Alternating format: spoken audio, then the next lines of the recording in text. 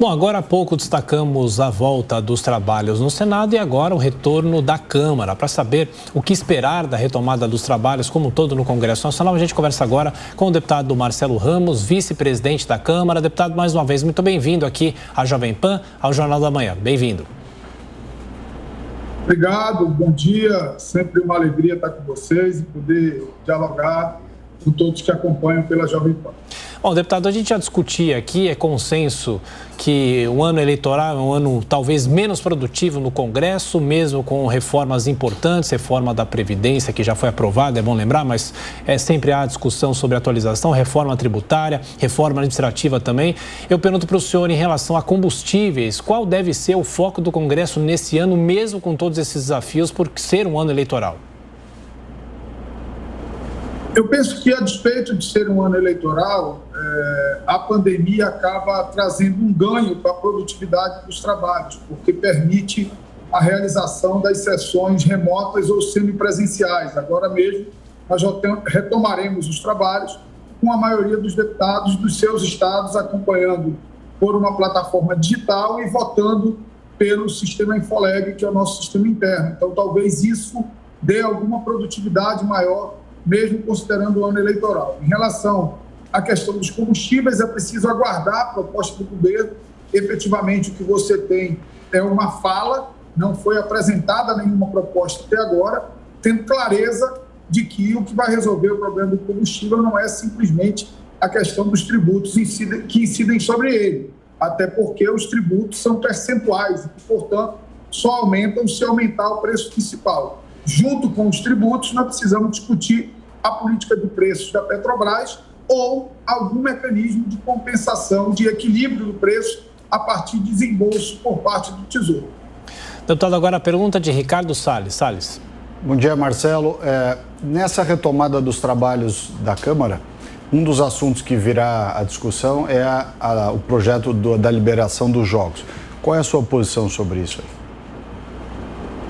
Olha, eu acho que esse é um tema, Ricardo, eu confesso que não tenho uma convicção ainda em relação a ele. Eu teria votado contra a urgência, mas acabei, por um apelo do presidente, da maioria dos líderes, votando a favor da urgência sem nenhum compromisso com o mérito.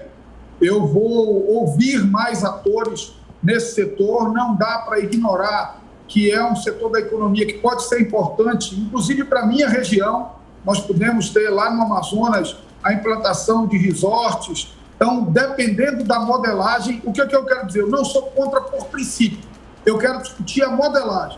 A modelagem de só novos empreendimentos, de os jogos acoplados com a construção de resorts, isso pode ser um modelo interessante. Até porque os jogos estão aí na internet para quem quiser praticar e sem recolher nenhum tributo para o Estado. Se você regulamentar isso, você traz para a legalidade. Pode ser um instrumento de geração de emprego, de geração de riqueza, mas é preciso muito cuidado para essa confusão que existe entre os jogos e a criminalidade, e o tráfico de drogas, e o crime organizado, e a lavagem de dinheiro. Portanto, eu quero discutir o conteúdo da proposta para que ela tenha travas muito claras, para que isso não seja uma porta aberta para a lavagem de dinheiro, para a criminalidade. Vice-presidente da Câmara dos Deputados, Marcelo Ramos. A pergunta agora é de Amanda Klein. Deputado, bom dia.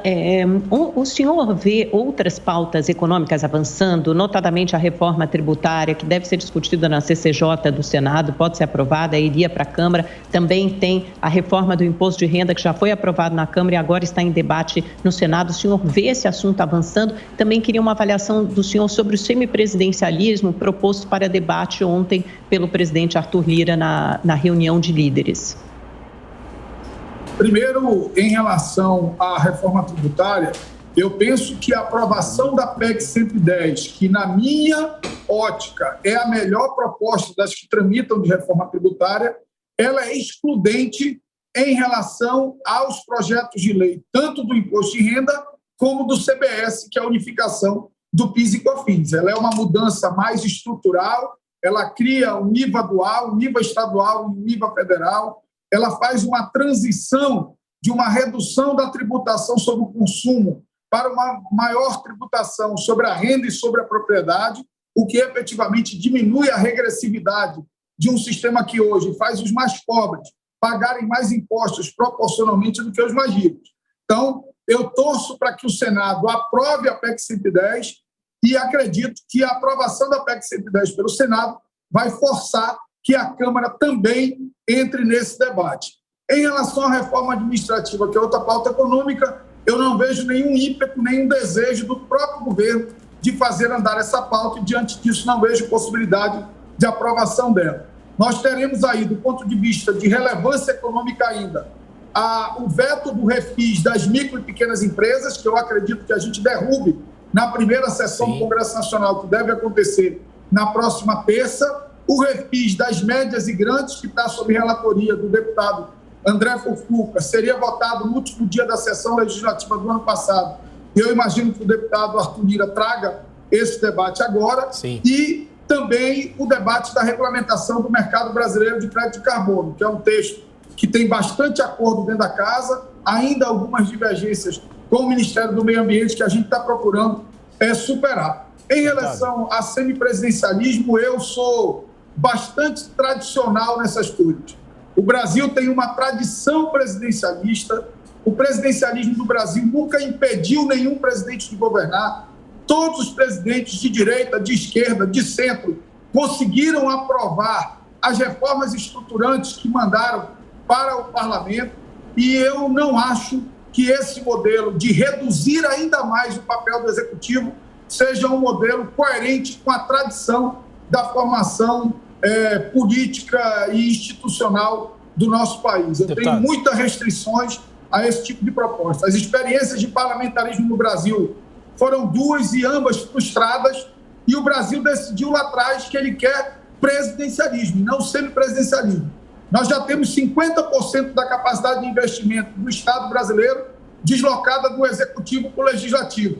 Então, o semipresidencialismo, do ponto de vista orçamentário, ele já existe. Agora, querer extrapolar isso do ponto de vista político não me parece um bom caminho.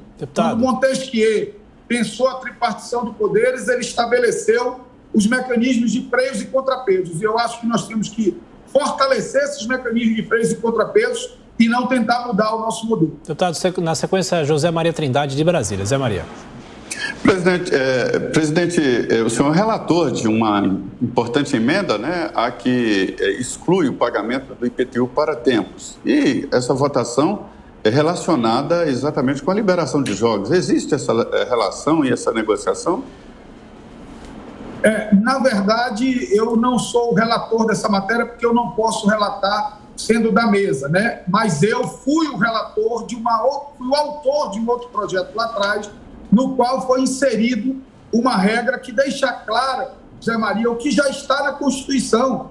A discussão sobre não tributação sobre as igrejas é uma discussão que foi feita quando da elaboração da Constituição. A Constituição diz que eles não pagam.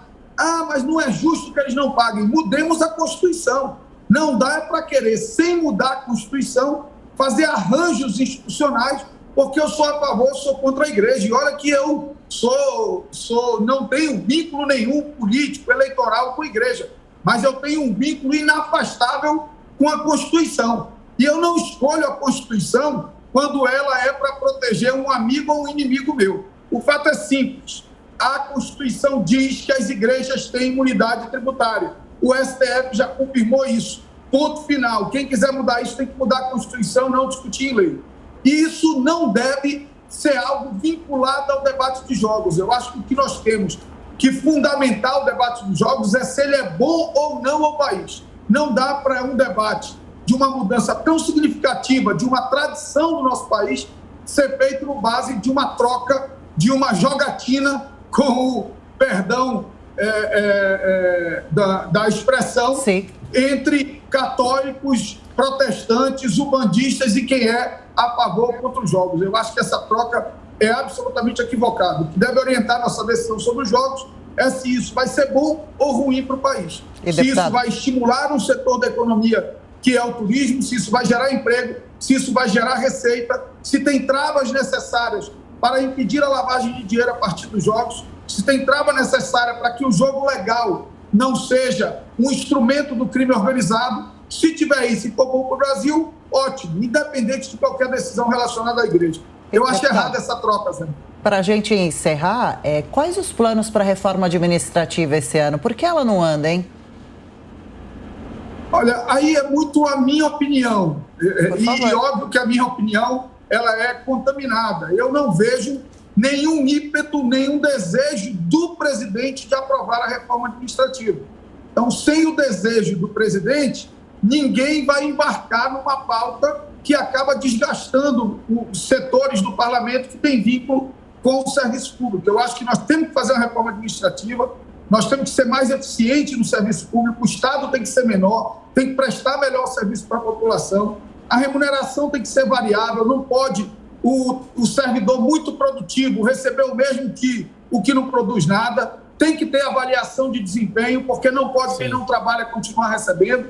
Então, eu acho que nós temos que ter reforma administrativa, mas não vejo nenhum ambiente nesse momento, às portas da eleição e sem o ímpeto do Executivo, de aprovação dessa pauta. Deputado Marcelo Ramos, mais uma vez, muito obrigado pela atenção, pela gentileza. Boa volta ao trabalho. Um abraço. Muito obrigado, uma boa volta para nós, que nós sejamos capazes de dar as respostas que o povo brasileiro espera de nós. Um grande abraço a todos. Obrigada, abraço.